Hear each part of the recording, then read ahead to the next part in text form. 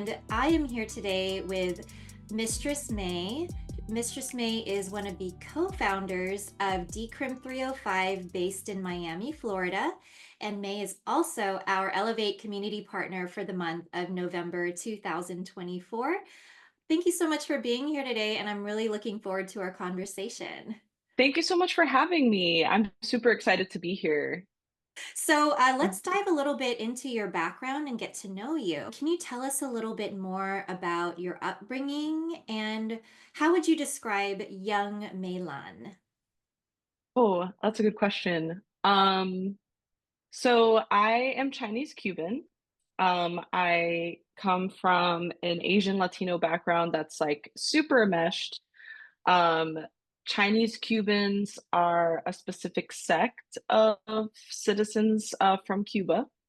And so there's really not a lot of Chinese-Cubans left. Definitely not a lot left on the island.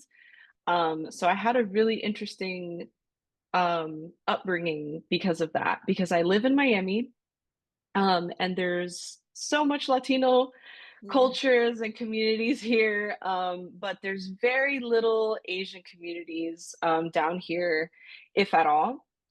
Um, so I feel that I grew up with like a really rich, awesome history. But I definitely experienced a lot of racism because of it, and a lot of otherness. Yeah. Um, so it was difficult navigating that in society as little Milan. And then also being mixed race, uh people from your own communities tend to also throw that at you. So Yeah. so it was difficult in that way of like being recognized, and then also having the racism that I did experience be dismissed because of that. Little Milan had a hard time, but I also had a lot of great a great time. I became really, really into art, creativity, just finding ways of letting out those strong emotions that I was having.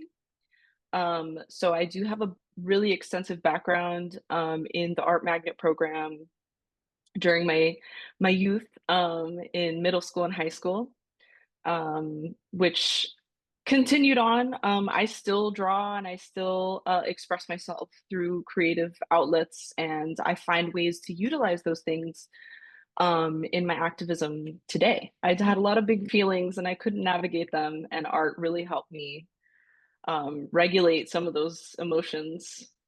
What about, did your parents, did they notice that you were maybe having a hard time? Did your parents ever recognize that? Well, I'm a child of divorce. One in however many people are child of divorce.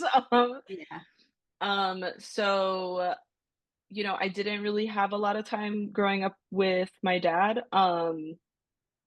Although he was wonderful, and or he is wonderful. He's still with us.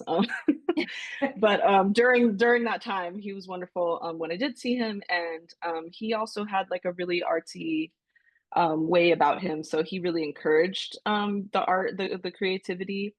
And my mom definitely noticed that I had some difficulties.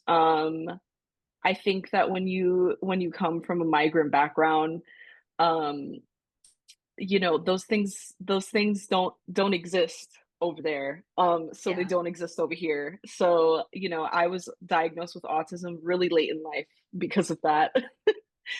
Um, so I think they knew that I was different and that I did have struggles and difficulties sort of connecting and making friendships, or like lasting friendships. But I think they did a really good job at recognizing that art was like a big outlet for me, and they did everything possible to keep me in that direction, to steer me in that direction. What were you really good at when you were younger? It sounds like the field of creativity then was a big focus for you. Yeah, for sure. I was very into painting, and I still sort of am now, but ever since the Procreate came out, I'm all about digital art now. But yeah, I was always covered in paint.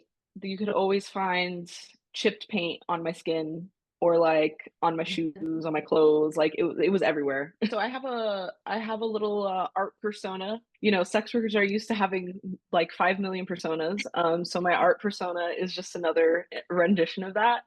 And it's called Agatha Harness art. It's a play on, I'm a really big Marvel fan, so it's a really big play on Agatha Harkness, who's like this really powerful evil witch in Marvel. So it's kind of like my dark side, if you will. With my art, my goal is to destigmatize and normalize sex, and especially queer sex.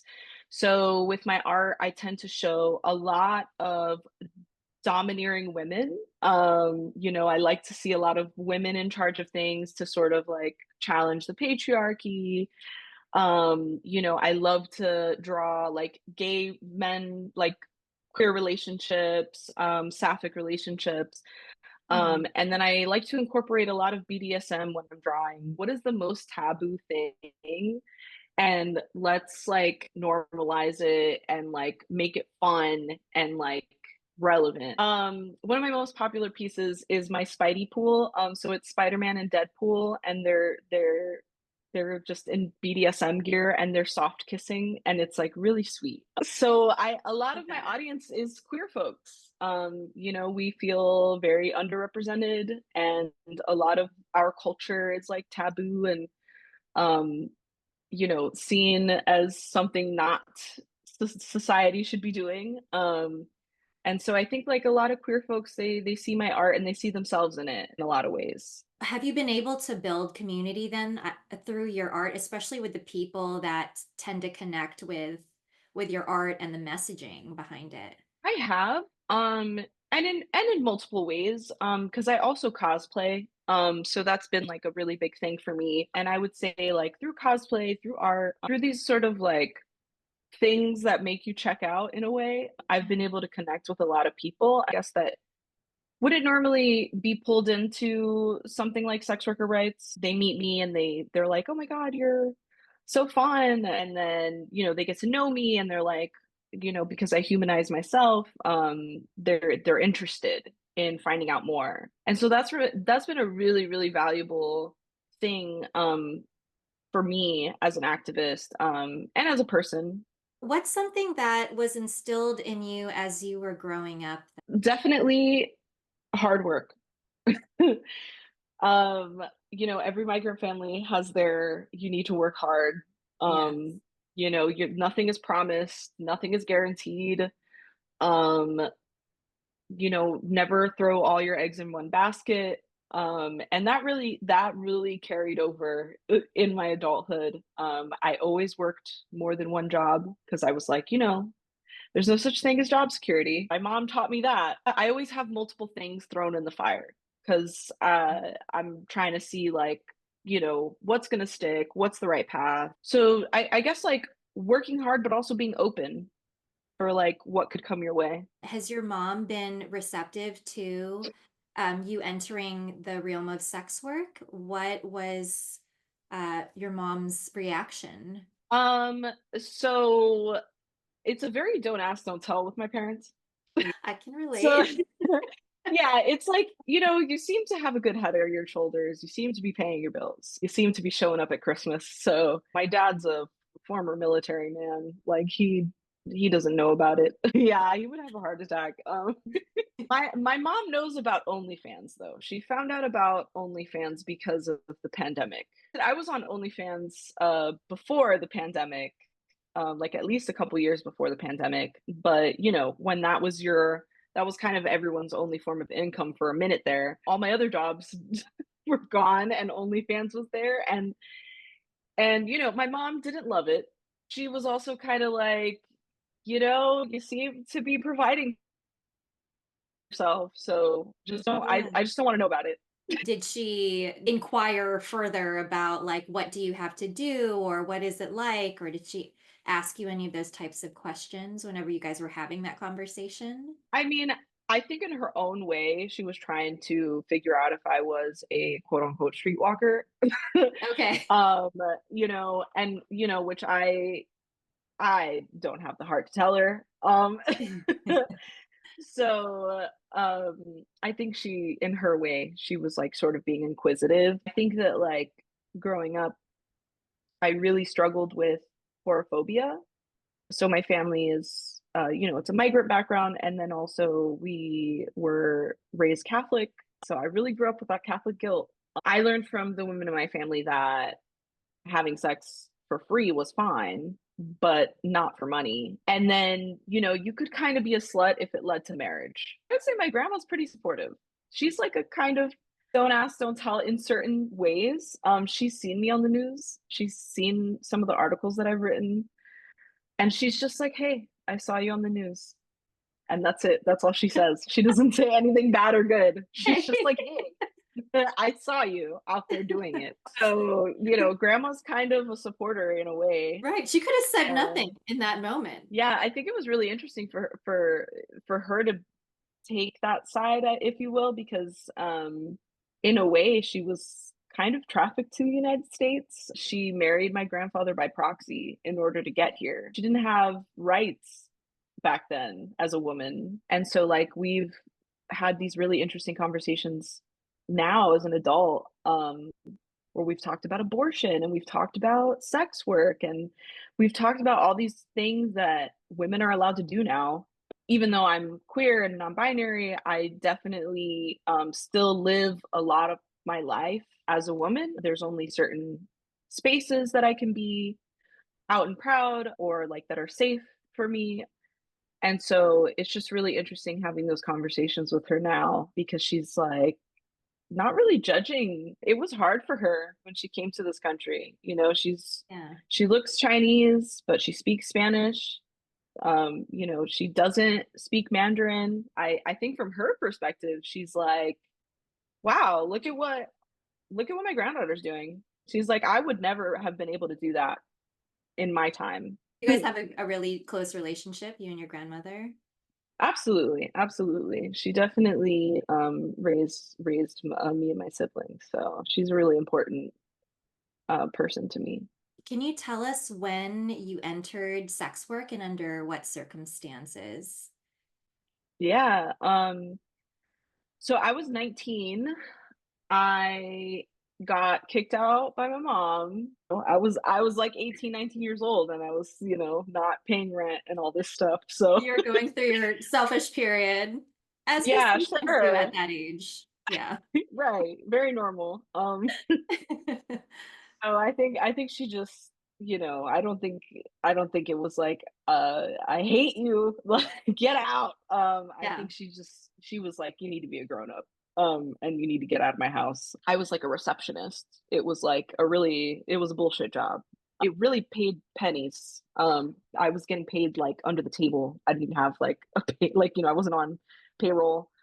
Um, it was not going to pay my bills. And so my best friend, who's still my best friend now, she actually was already in the industry. She'd been in the industry for a couple years. I had no options back then. You had to wait about a month for a paycheck. So I couldn't even really get a new job because it was going to take too long for the money to get to me. This was like in 2011. So I ran out of options. So I hit up my bestie and I was like, "Hey, I got to get into this line of work because I'm looking at the options and it doesn't seem like I got any." So she got me into the industry. I was making my money doing threesomes So like in person, in person. Yeah, so in okay. person work, and that was how I got by for quite a while. I was struggling with internalized horophobia like crazy, and I didn't know what it was. I didn't know, we didn't have a word for it back then. We didn't have all the education and the words and the language that we do now. I was working, but I was really down on myself about it. I would look in the mirror and be like, "You're a whore." Yeah. And like be so, I would get the money in my hand and I would go home and I would cry, but then I would be able to like Oh, buy myself nice things and I was like paying my bills and I was like, there was nothing like disrespectful about what I was doing. It yeah. was just inside because of all the things that I was told growing up. You're doing this, but like no one is going to love you, like no one is going to respect you. And Right. nobody was telling me these things. It was just these were things I was saying to myself. Yeah. Um and like I really worked on it a lot because it started to spill out from inside to my best friend. Um, where all of the things that I was feeling about myself, that I was telling myself, all the lies that I was telling myself, I would repeat those things to her. And I would say, "Oh, well, you need to start thinking about a different career. And you need to, you can't do this forever. You're a slut and you're a whore." And like I was awful. I was absolutely awful and atrocious. And then um something clicked in me when I was about 22, 23. Something clicked inside me that I can't really say what it was. It just did, where I was like, why am I saying these things? Hmm. Like, where is this really coming from? Is this something that I really think, or is this something that I was told to think? Because also, I was that person that was getting down on my best friend, but then when I needed to borrow money, you know what I mean? So like, I was really just awful, and I'm open about it because I don't feel that way now. Well, how did your best friend react to that when Oh, you were telling your friend all of these things? I think that she was hearing this stuff from other people, um, Okay. like her mom and sometimes even her boyfriend, and like I think she was hearing it from everybody. Like when I started to come out of it, and it sort of clicked for me, and I started to shed that phobia. She was like, everybody talked to me like that. But I knew that I was right because everybody else was caught up in their phobia this and phobia that. And she's like, but not me. She was like, Yeah. I was paying my bills. She's like, I was on my shit, like I was doing my thing. So like everybody can feel the however they want about it. But at the end of the day, like I'm good. And I don't, Yeah. it didn't affect me in that way. And I mean, I think it affected her mentally in the way of like it affects all of us, right? Where like you don't it's not nice to hear or to have somebody you love say that to you. Yeah. Um and like her and I have definitely navigated like, that was fucked up, how to move forward, like accountability, next steps. And it was difficult because, I had to really understand like how horrible I not only how horrible I was, but how horrible I made somebody I love feel. Hmm. Um and it's hard work and I'm still doing it because it never ends. Now like, we have such a much better relationship, and can be so much more open and honest with each other. And and then also like, you know, being able to help other people navigate their internalized horophobia because I understand it because I was there. You know what I mean? So like now I can be like, hey, I was a hateful person inside, and now I can help other people unpack that in a safe place where they won't be judged and they can actually like learn from it and shed it. Before you entered into sex work and you saw your friend doing this, or maybe you didn't see her, but you maybe had heard about it and you maybe caught glimpses of her lifestyle. What do you remember feeling about sex work? I think I didn't understand what it really was. I didn't understand that it was work. I saw that I was in trouble and I saw that you could get a lot of money really quickly. Yeah, makes sense. You know what I mean? I thought I was going to do it that one time. I didn't think I was going to go back to it. I was like, it's fine. Nobody has to know that.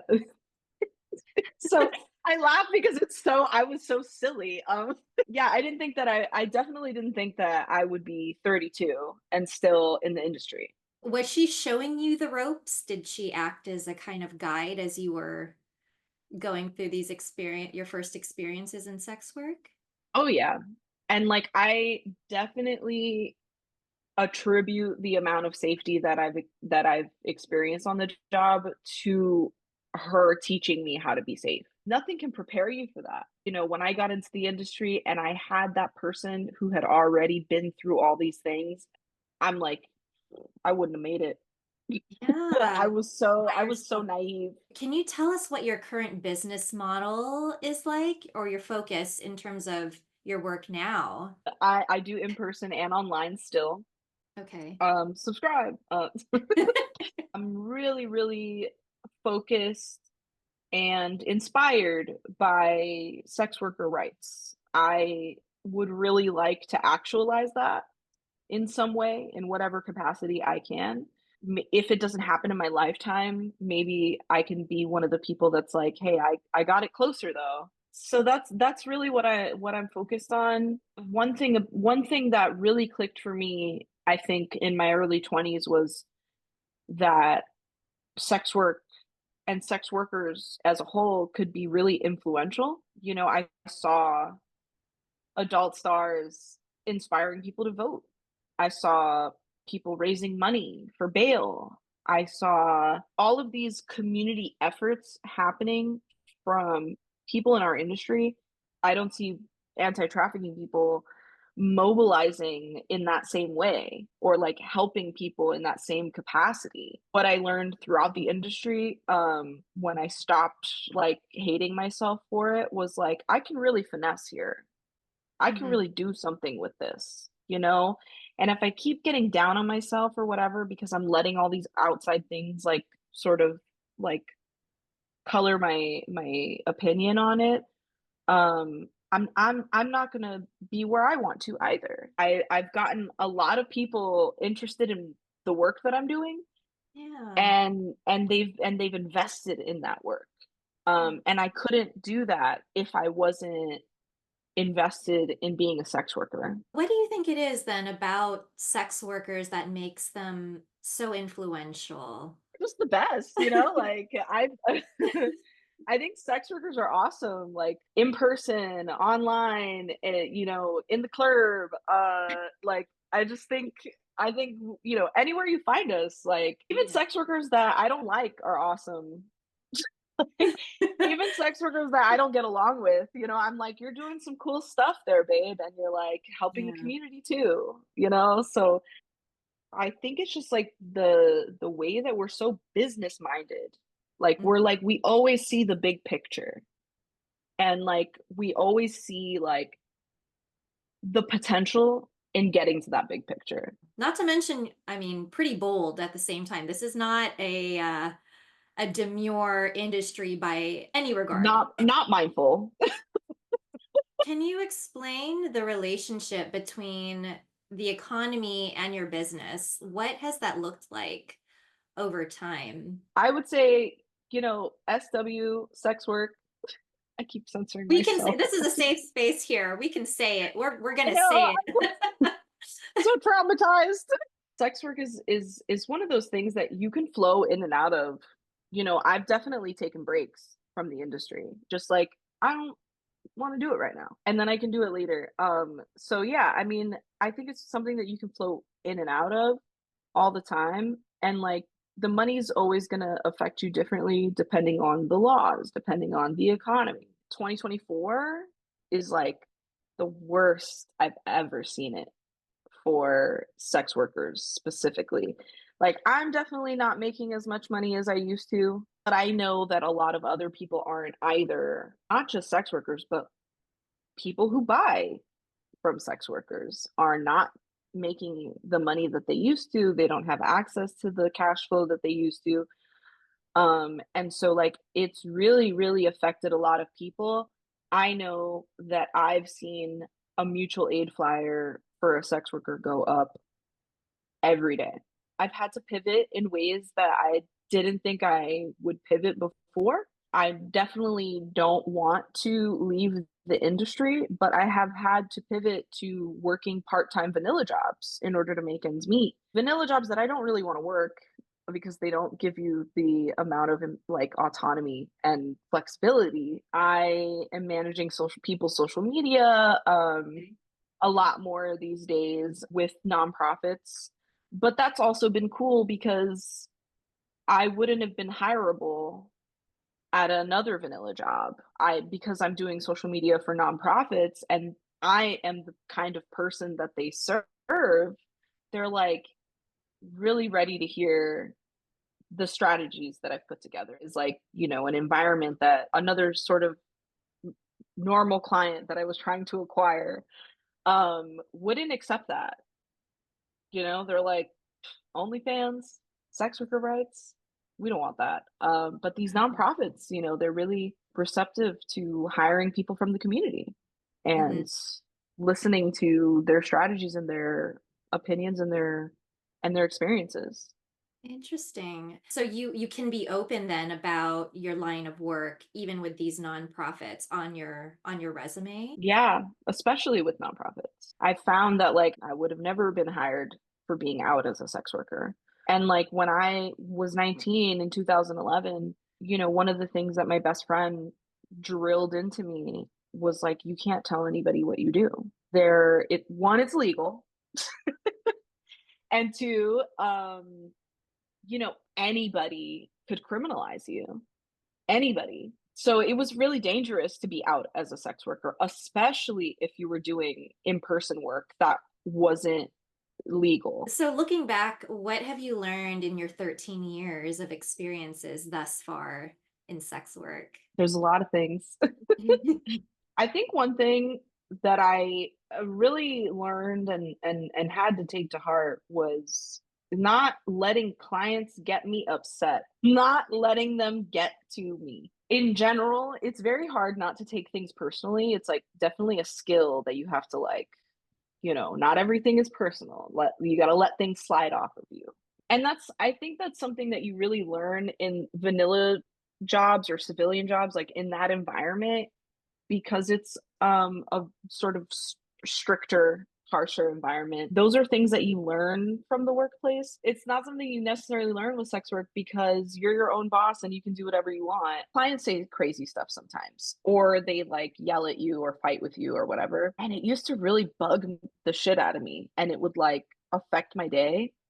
Hmm. Um, and especially sometimes, you open up OnlyFans and you see a message, and sometimes it's a message that you were not ready to see. I didn't know that that was going to happen, and now my whole day is messed up. We often joke about it being therapy, and we're not equipped.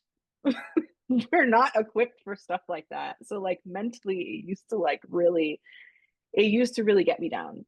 Yeah. Um, but I learned in the last few years, like in the last 6 years, like I'm like, you know what? I can't take any of this personally. They are living secret lives. You know what I mean? They have some challenges that I don't have to think about where, I have to hide my sexuality and like Oh, yeah. I'm just going to let it go. I'm just going to let it slide off of me and this isn't about me. Like I just Yeah. happen to be right there. How do you handle that so well? I think I got better when I got better at boundaries with myself. I got Mm. better at boundaries with my clients. Because I think like, the hardest thing about getting the bag is making sure that you're going to secure it. And sometimes it can be really hard to secure it because you're trying to not do anything to make the client upset so that you don't lose the bag. And I think sometimes when we operate that way without meaning to, it it causes you to sort of like roll back on your boundaries in a way. And not necessarily like not boundaries that are like sexual, just like, I normally wouldn't be talking to a client for 2 hours. There's certain like parameters that I would operate within to protect my peace.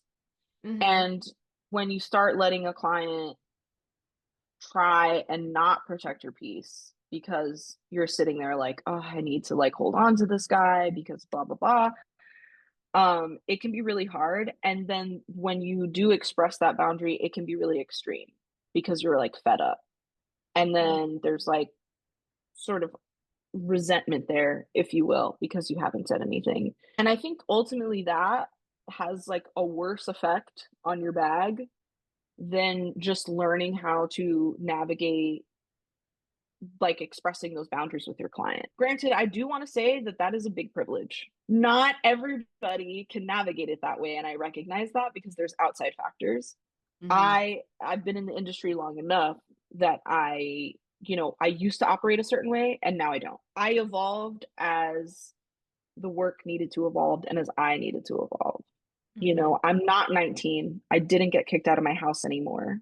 So I don't have to operate that way. It's just important because it's something really hard to navigate in this industry. So I want to jump over to the advocacy piece then and talk about your work in the advocacy activism space. So, what prompted you to get involved in sex work activism? So I was on the front lines in 2020 during the George Floyd protests, and quite a few of my colleagues in the sex work industry were also on the front lines.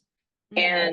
And in the height of George Floyd, there were a lot of arrests. There were a lot of arrests because I mean they arrest people because they want to make it so that they can't go back to a protest because now you have all these legal issues. So there was a lot of that going on, and essentially myself and the other sex workers were taking cash out of our purses and bags that we just made from work, because we would go to work and then go to the protest. We would take cash out of our bags and we'd be like, here, bail money, boom. Because you only have to give 10% of the bail, if anyone didn't know. Noted. Um, Okay. so you only have to give 10%. We would have thousands of dollars of cash just on us. Um, and so we would just go here, bail them out. And then there was a sort of there was that, like, a lot of that going on where like sex workers were providing a lot of support, a lot of resources. And then about 6 months into the movement, I brought up sex workers' rights. This might be a great time to talk about sex worker rights and, like, the ways it intersects with so many other marginalized communities. And since we're talking about Black Lives Mattering, we need to talk about the Black women that are being criminalized due to this work. It was very much, they weren't receptive to it. They're like, thank you for being here, but like, this is not as important as this, right? And it comes from like this, that idea that like you chose to be a sex worker, so you know what you got into, so don't come crying to me now, which is so wrong of a mentality to have, because regardless of it being a choice, we should have access to safety and protection. And so I got fed up and I was like, you know what, the sex workers are doing it. We're doing slut walk. Nobody seems to want to like back it or like do it. And so like the only way this is going to happen is if we do it. And so in December of 2020, we put on the first slut walk. COVID was happening, so there's all these things closed. People were still didn't have to go to their jobs. They didn't have Art Basel that year in Miami. So there was like all these like factors that made the first one like gigantic, and that's pretty much how it happened. It was just like we got Hmm. fed up because we were like, we're always on the front lines when we're asking for the same thing. Yeah. Do you feel like whenever you approached the other people within like the protest groups, did you get the impression that they perceived it as more of like a competing interest versus an intersectional issues? I think like they definitely understood intersectionality because we were talking a lot at that time about trans rights, and that's sort of where I was coming from. I was like, there's a lot of people that are affected by this. Mm. And I think it's just like, in 2022, I did a lot of work where I was busting doors open, because I found that even though nonprofits are hiring people with lived experience, which, like, I'm generalizing here. Not every nonprofit is like a Right. good nonprofit, but I was just finding that like people would invite us to events and they'd be like, yeah, come support our event, da da da da. And then when we wanted that same support reciprocated, it was like, oh, well, the messaging. There was always an excuse not to be associated with sex workers for some reason. Okay. So I did a lot of work busting into abortion um nonprofits, unhoused nonprofits, or like, people who serve unhoused people. Like harm reduction orgs, like just so many progressive, if you will, nonprofits that were helping people like me, but weren't really giving a voice to sex workers or like putting a spotlight on it specifically in the same Mhm. way that they would specifically put a spotlight on LGBT rights or black and brown rights. Like it wasn't as intentional is the right word I'm Mm. looking for. We were still an afterthought. It was like, yeah, yeah, yeah, we'll get to you. Do you think that it still goes back to stigma then at the end of the day, regardless if we are in community? And just like how you had these experiences growing up with this narrative about this line of work, you know, it's very possible that these other people are still operating kind of under those same pretenses. Absolutely. I've definitely I think that there's a lot of well-intentioned people too that work Yeah. at nonprofits, and they haven't examined or they haven't encountered a situation in which they've had to question their thought process. Mm-hmm. Mm-hmm. Um, because I think a lot of the rhetoric is like, well, we don't want anyone to have to be a sex worker. Um, which is there's nuance there. So I think like a lot of people are well intentioned, but they really I think a lot of people just really do not know what the landscape of the legal system is for us. Which is a great segue into your work in decriminalization. What has the process been like then to organize on a grassroots level? In the case of Decrim 305, but also I'm aware you're also on the board of the Cupcake Girls. What has that process been like organizing amongst community? It's been awesome and challenging. Decrim 305, servicing the community in more ways than one. What has the process been like then to organize on a grassroots level? In the case of Decrim 305, but also I'm aware you're also on the board of the Cupcake Girls. It's been awesome and challenging. We're in a conservative state, Florida. There's a lot of pushback on this issue. We've been working on publicly focusing on the education and the awareness, combating stigma. And then on the back end, we've been trying to create relationships with candidates, with political candidates, so that we can have support within the legislature when we're finally able to bring up these issues to Tallahassee. Because that's like the biggest thing. If we do want to introduce legislation, we're probably about 10 to 20 years before that's even possible. The way that things are going right now, there's already so much anti-LGBT, anti-trans laws, bills that are going through Florida, and a lot of those are coming from anti-sex work stigma, right? Like it's like intrinsic or inextricable because a lot of trans people happen to be in our line of work.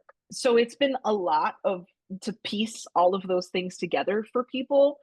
And then, a lot of people are like, we should legalize it. And so there's still a lot of disconnect between what decrim is versus legalizing. When you say decriminalize now, they're like, oh, yeah, legalize it. So people don't know the difference, even people who support it. The dynamics within these groups of presumably very diverse folks, coming together and trying to make life better essentially for sex workers. Can you describe that process? Does everyone tend to be on the same page a lot of the time? And how do you guys work through, issues or communication, just to get a better idea of what grassroots organizing is like in your experience. Yeah, coalition building is really a core value of mine and like of the organizations. It was really important that I established that when we were starting, primarily because we did not know what we were doing. We didn't know how to build a nonprofit or like what a 501(c)(3) was or versus a 501(c)(4). Like, I didn't know any of that. Instead of reinventing the wheel on a lot of these things, I reached out to like nonprofits that were already doing the work. So I had reached out to, and some like, I came into contact um, doing some of the things that we do, like our outreach programs. I met people literally in the street who were also doing outreach. And so that's how I met Yamila from Yayo Por Vida, which is Decrim 305's fiscal sponsor. We were literally out doing outreach on the same day. And she was like, "Hey, when do you come here? We should hang out." I guess it's a lot of personal rapport building with a lot of people. That's how I got to know Amy from the Cupcake Girls. We were following each other on Instagram, and she was uplifting a lot of our work, commenting, liking all this stuff, showing a lot of love. And she messaged me one day and was like, "Hey, we got to work together." And I was like, "For sure." And that was like almost 3 years ago. And the Cupcake Girls has been such a wonderful resource.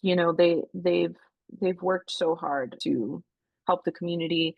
And also I think like the Cupcake Girls is a really good job at like reaching out to people who are doing the work kind of all over and being like, how can we support you doing that work?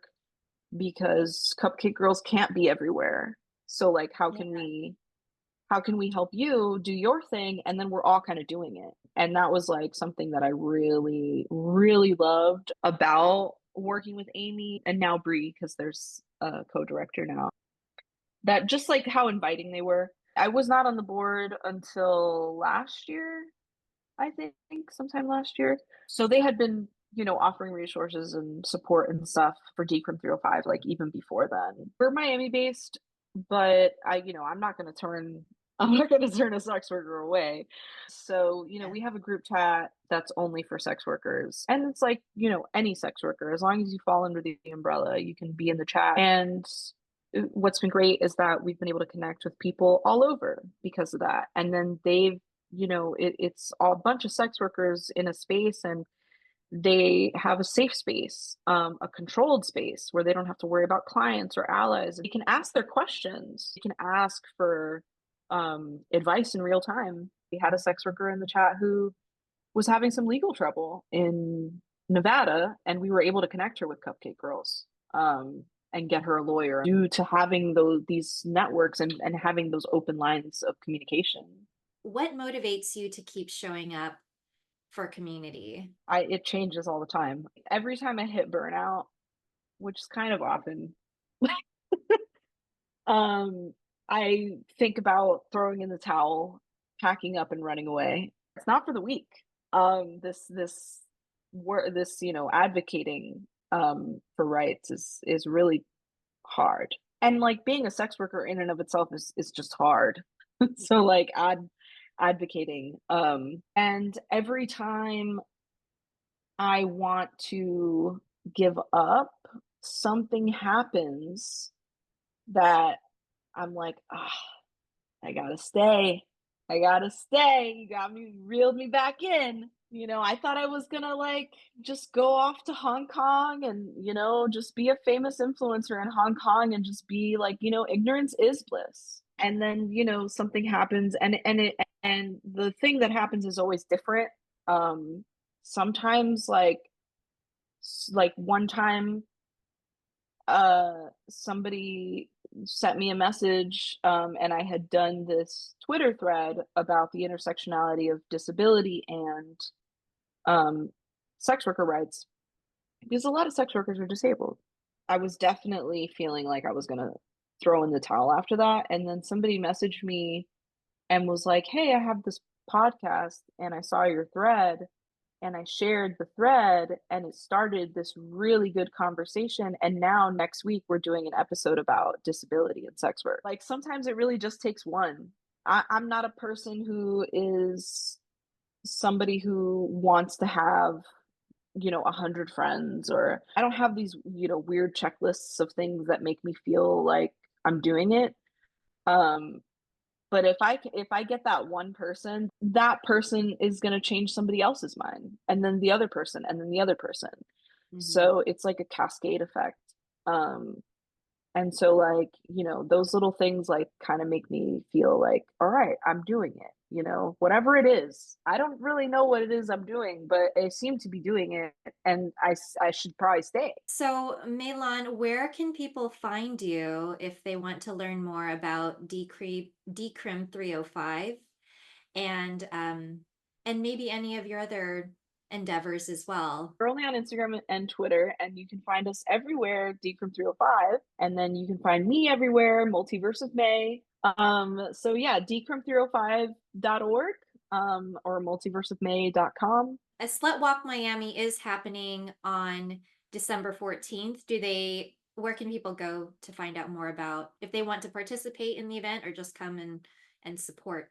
Yeah, that's right. Slut Walk Miami is happening. And it'll be the fifth year that we've done this, 5 whole years. And you can register for free, because it's a free event, on Eventbrite, and you can do that on our website. So it's literally go Okay. to our website, and it's the first thing that you see. That's for sex workers only. No allies at this time, just for sex workers Uh, well, for the march, for the March. everybody is welcome. Okay. Everyone is welcome, but I do make it clear it's an event for sex workers by sex workers. So the people who are going to be uplifted are sex workers. So we do have a portion where we do speeches and stuff like that, and so, like, stuff like that, sex workers only, right? Okay. Allies got to sit down. But they can surely share about the event and all of that. Absolutely, absolutely, and come on by. Tell your sex worker friend. Tell anybody. Anyone is welcome. Just as long as you're in it for the right reason. May, thank you so much for taking the time to talk with us today. And we're looking forward to the month ahead in November. Thank you so much for having me.